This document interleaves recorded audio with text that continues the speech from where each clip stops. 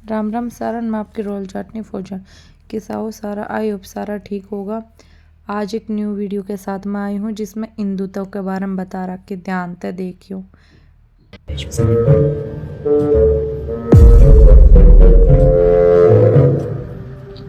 Sorry guys, मुझे नहीं पता था कि तुम लोगों में ऐसा कुछ रिचुअल होता है।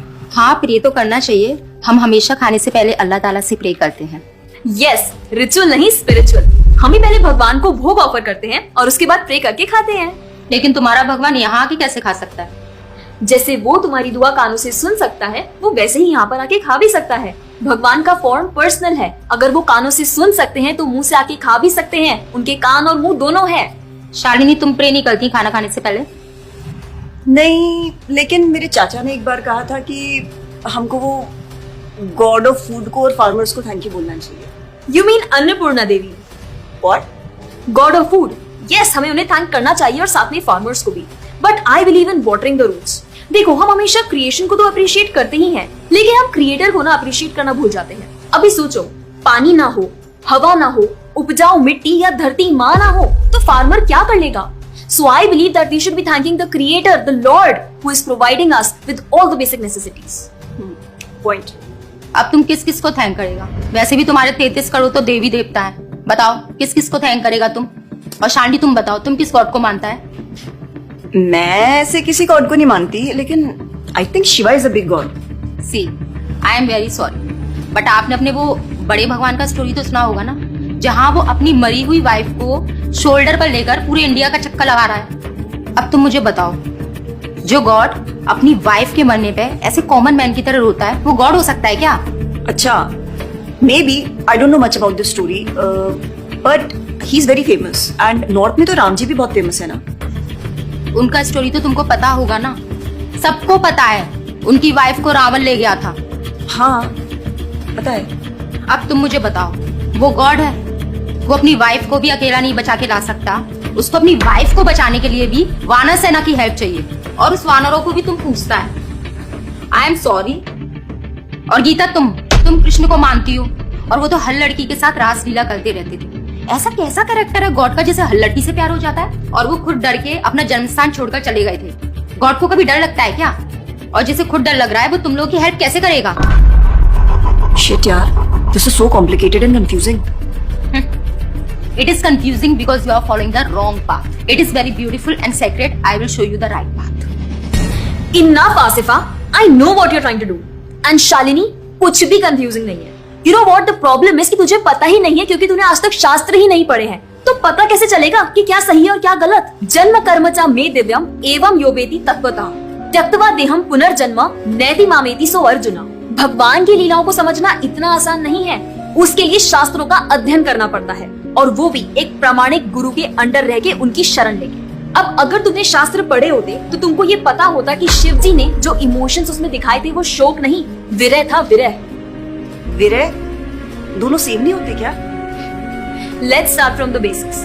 शोक इज मटेरियल एंड विरह इज स्पिरिचुअल। शोक ना दुख की अनुभूति कराता है, whereas जो विरह है उसमें जो सेपरेशन की फीलिंग होती है ना, वो सुख का अनुभव कराती है। भगवान भगवत गीता में ना शोक करने वाले व्यक्ति को मूर्ख बताते हैं। गतासुम अगतासुमश्च नानु शोचन्ति पंडिता। A wise man never laments for the living nor for the dead. Bhagavad Gita chapter 2 text 11। अपनों की मौत पे आंसू बहाना शोक है, लेकिन वहीं रामायण देखते देखते जो आंसू निकले ना, वो विरह है, विरह। और ऐसे विरह से हमारा भगवान के प्रति प्रेम बढ़ता है। तो जिस तरह से शिव जी ने विरह को दिखाया था, उसी तरह राम जी भी सीता मैया के जाने के बाद विरह में भटकते हुए रो रहे थे। और यही नहीं, सीता देवी इतनी प्योर है ना कि उन्हें राम जी के अलावा कोई टच भी नहीं कर सकता था। रावण जिनको लेके गया था वो छाया सीता देवी थी। असली सीता देवी तो अग्नि में समा गई थी, और वो अग्नि परीक्षा के वक्त बाहर आई थी। और आसिफा, तू क्या बोल रही थी? भगवान राम को अपनी पत्नी को बचाने के लिए वानरों की मदद लेनी पड़ी थी। I mean, God is all powerful, right? हाँ, आई मीन वो अकेले भी तो मार सकते थे ना।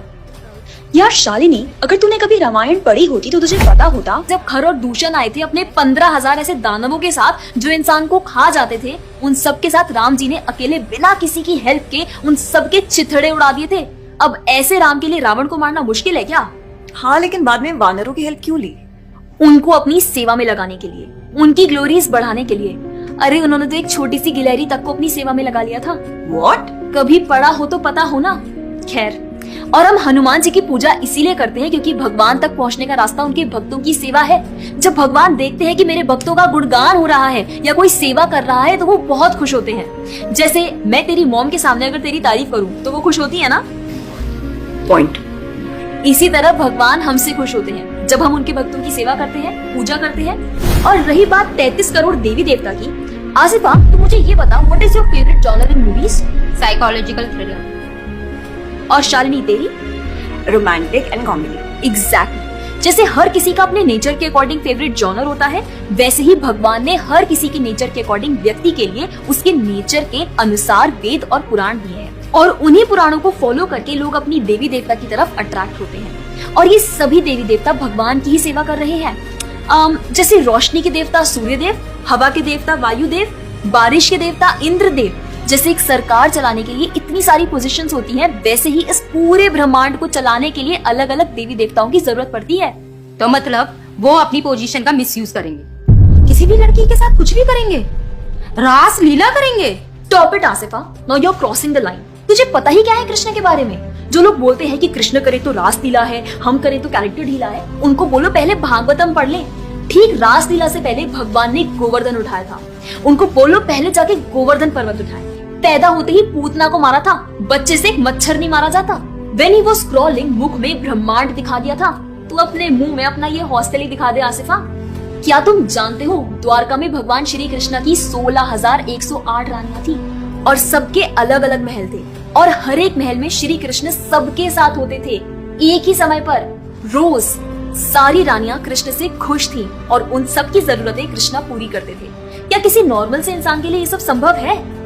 आज के टाइम पे तो एक ही नहीं संभलती, लेकिन उस टाइम सारी रानियां एक दूसरे के साथ खुश थीं और उन्हें खुश कृष्ण रखते थे।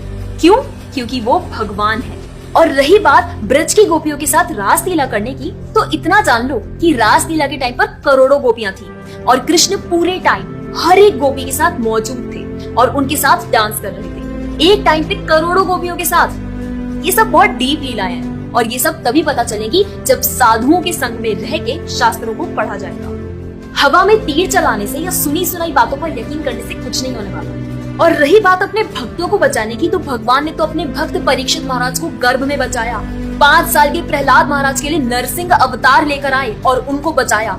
यहाँ तक कि वो अपने गुरुदेव सांदीपनि मुनि के बेटे को मरने के बाद वापस लाए और उनको जिंदा किया। आई एम रियली इम्प्रेस्ड यार। हिंदू होते हुए भी मुझे फैक्ट्स पता ही नहीं थे। मेरे पेरेंट्स ने मुझे कभी इन सब चीजों के बारे में बताया ही नहीं। हाँ, पेरेंट्स की तो गलती है, लेकिन हम भी तो वही कर रहे हैं जो उन्होंने किया। We are not learning about our culture, not reading Ramayan, Mahabharat और भगवत गीता।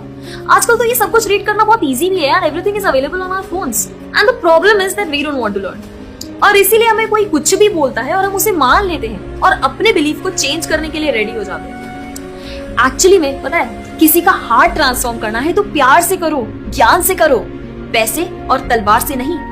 और अब बारी आपकी है। अगर आप भी चाहते हैं कि कोई एड़ा गेड़ा नत्थु गेड़ा अगर आपको कुछ भी ना बोल जाए, आपका बेवकूफ ना बनाए, तो जाइए और अपने कल्चर के बारे में जानिए, ग्रंथ पढ़िए और अपने बच्चों को भी पढ़ाइए। जाकर इस वीडियो को जितना हो सके उतना शेयर करिए ताकि कोई और लड़का या लड़की इस केरला स्टोरी का शिकार ना बने। और हाँ, इस वीडियो को लाइक करें और भक्ति टुडे चैनल को तो किसो लगे अपना वीडियो जरूर बताइए, लाइक करिए और कमेंट्स के अंदर बताई जाइए कि आपने वीडियो किसो लगे। Thank you for watching my video.